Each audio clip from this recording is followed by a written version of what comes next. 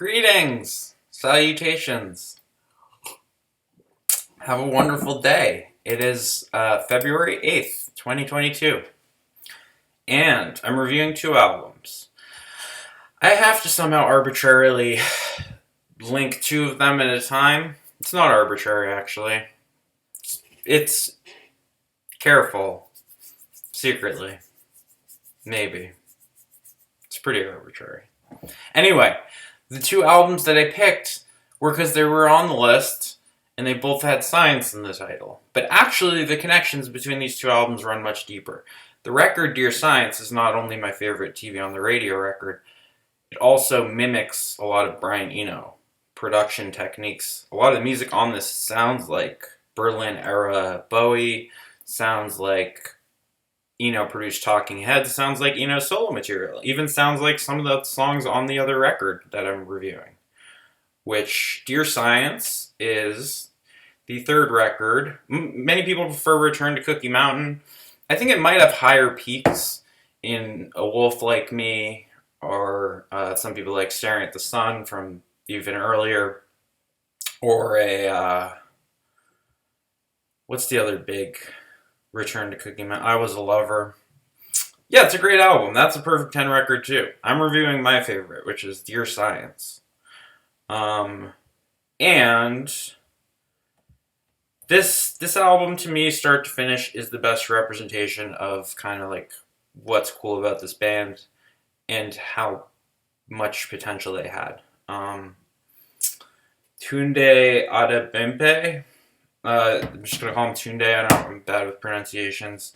Amazing vocalist, amazing singer, amazing lyricist.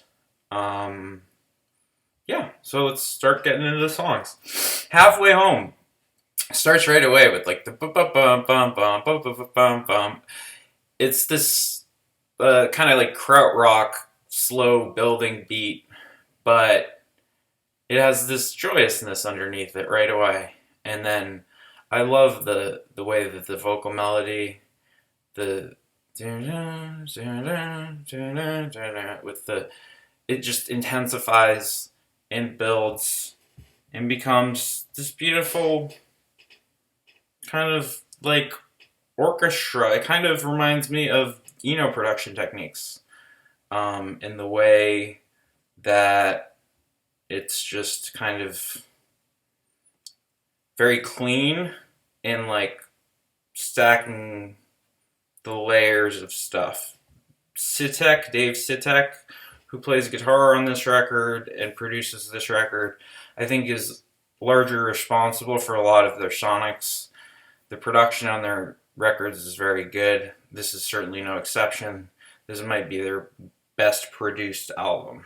Halfway Home is great. It's a great opener. Lets you know that this is going to be an adventurous, experimental record with it's not just going to be it's not the TV on the radio that you're used to at this point. It's a more ambitious, more instrumentally sophisticated version of this group in their evolution, which they're fantastic instrumentalists.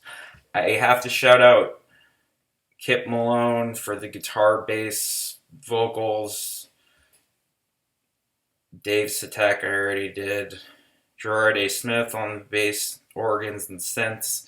And Jaleel Bunton on the drums. There's great drumming on this record. There's great everything on this record. It's a great record. You should listen to it. After Halfway Home is Crying, which Crying is one of my favorite songs on the record. It sounds like it could be a leftover from Sly and the Family Stone, There's a Riot Going On, which is the highest praise from me. There's a Riot Going On is one of my top 10 all-time records that's ever been created. The fact that this sounds on that level is like why I am obsessed with. I don't know. I don't want to just compare things I love in terms of other things that I love. I want to just communicate that oh, this is reminiscent of that level of quality, and the lyrical and singing style is of that caliber. Anyway, Crying's an amazing song. It's funky right away. Then it builds into this chorus with these wavering, kind of arpeggiated synths that sound kind of like the Animal Collective of this era. There's a lot of stuff that kind of sounds Animal Collective-y on this record. But that after the I'm crying, the yeah, that thing. Anyway, it's a fantastic song. Dancing Shoes grooves and is awesome and is kind of the most energetic thing so far on this record, I think. Because Halfway Home does build up in this energetic way, but it's almost like this too carefully, like, stately, reserved version of building is reminiscent of, as I said, Berlin era Bowie or ENO produced Talking Heads. But Dancing Shoes is where it feels like they really let loose. And it's a what? He's a newspaper man, and he gets his best ideas from a newspaper stand, from his boots to his hands. Let me see if I can actually get the lyrics. From his boots to his pants, to his comments to his rants, he knows that any little article will do. Though he expresses some confusion about his part in the plan, he cannot understand that he's not in command. The decision's underwritten by the cash in his hand, bought a sweater for his wireman or two. Now I'm no man, but that's insanity. Anyway, in my mind I'm drowning butterflies, broken dreams and alibis, it's fine. I've seen my palette blown to monochrome, hollow heart clicks hollow tone. It's time. I on authority, thumb, Prince of Forgery. Anyway, this is directed at people. It's a good song. It's a very good song. And it funks. Stork and Owl, lovely. Again, with the kind of Anko synth. I like his... It's just a restrained, great song. Reminds me of the earlier stuff. Reminds me of the stuff from the first EP.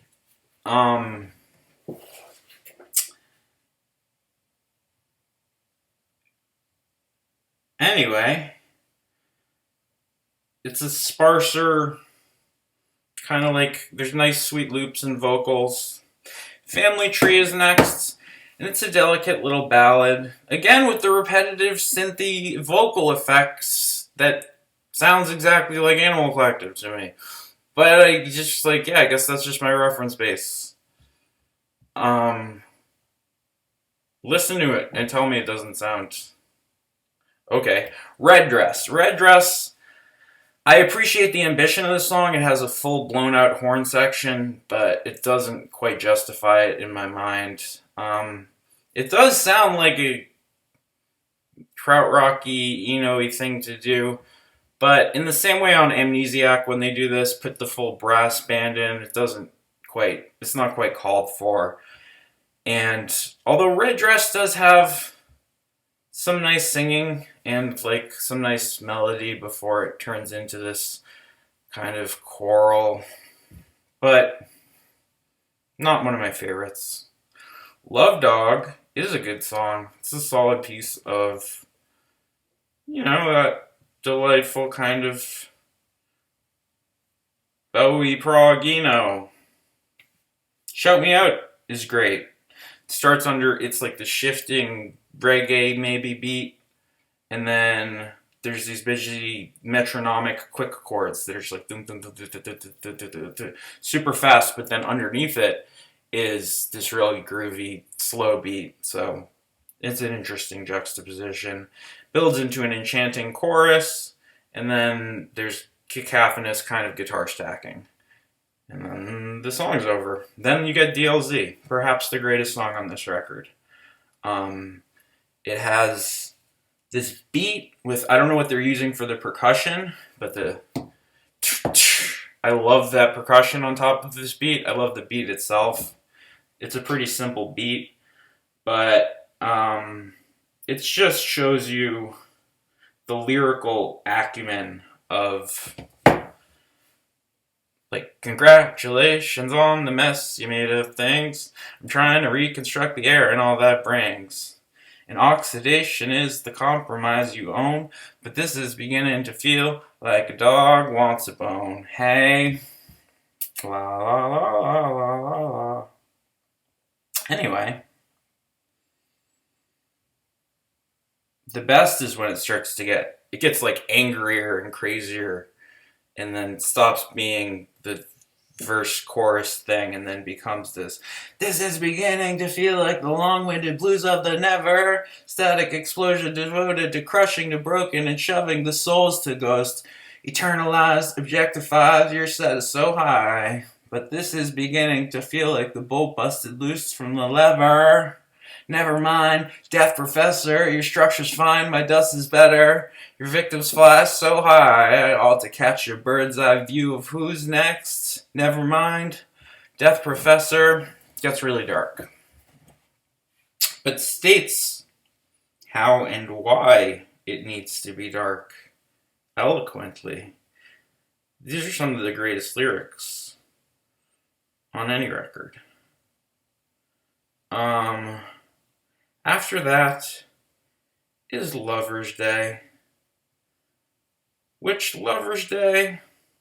It's like a cousin to Golden Age Bowie songs,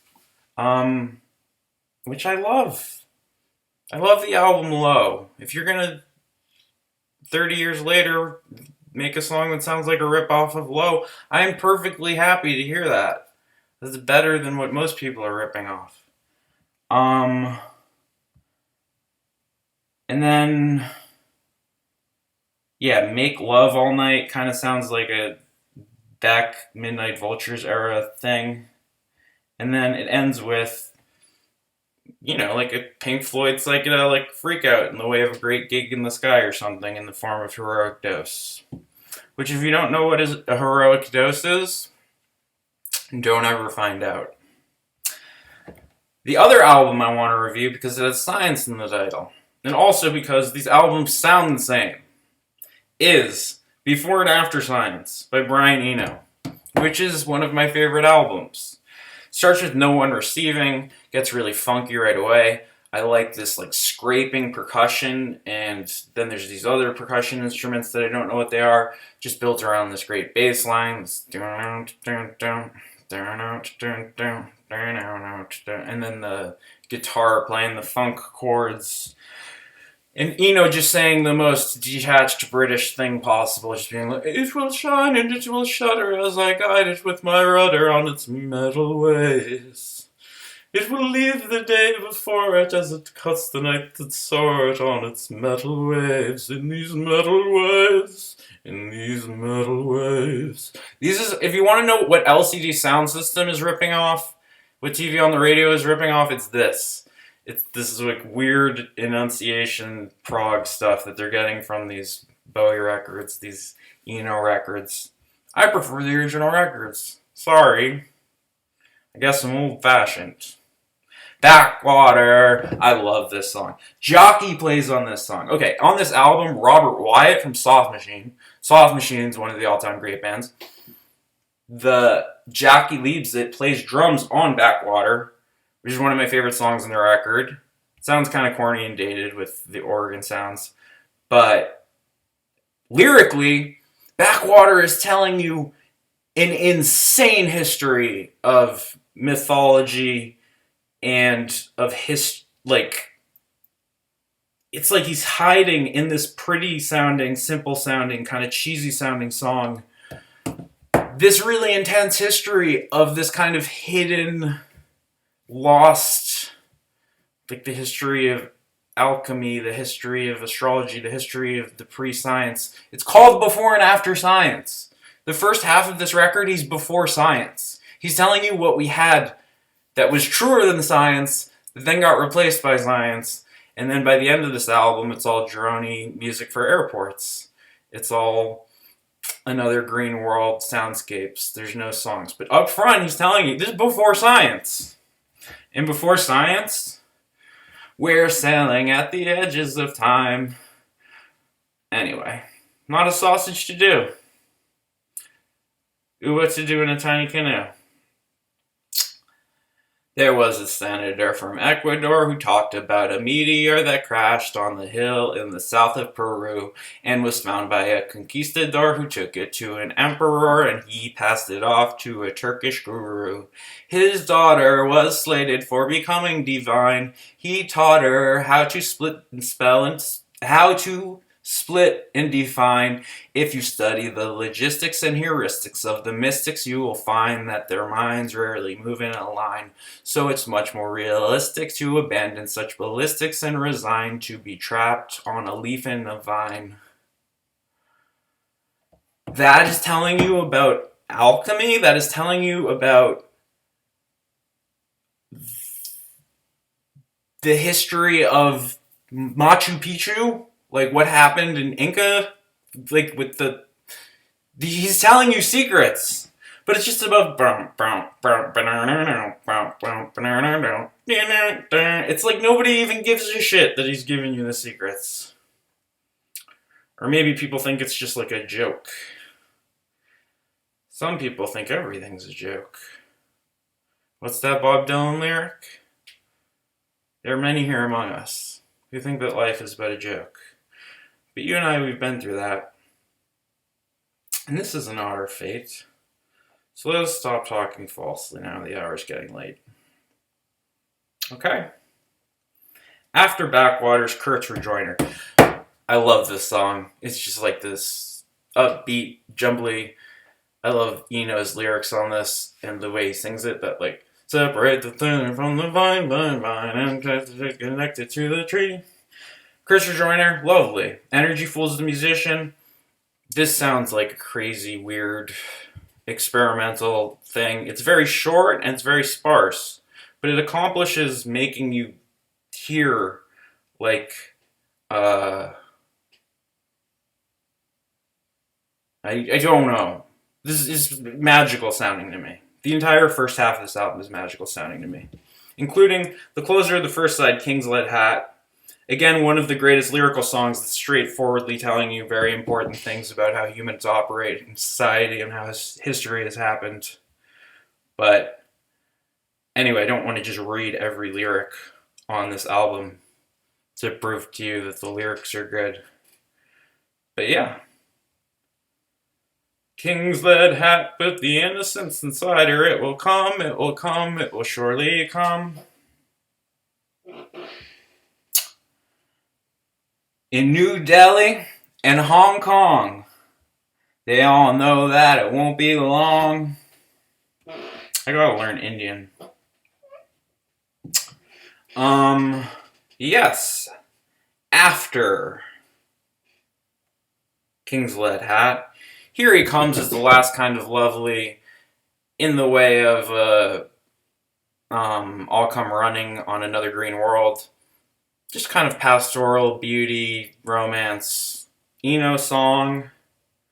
And then the rest of the songs in this record, he's collaborating with a lot of weird people. Like from Cluster, like from New, from Fairport Convention, but yeah, this sounds like Cluster to me, from Hawkwind. Props to ENO for getting the fucking dude from Hawkwind.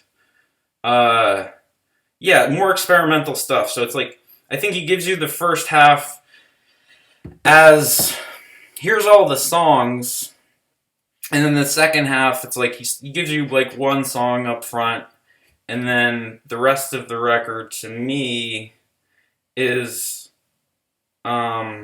we've lost the romance. It's after science. You know what science sounds like? A bunch of machines blipping at each other. That's what most of the second half of this record is.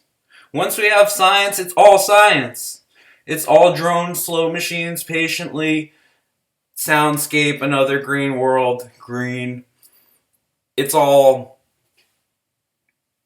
There's nothing remarkable in the second half of this record to me. The first half of this record is one of the greatest records ever made.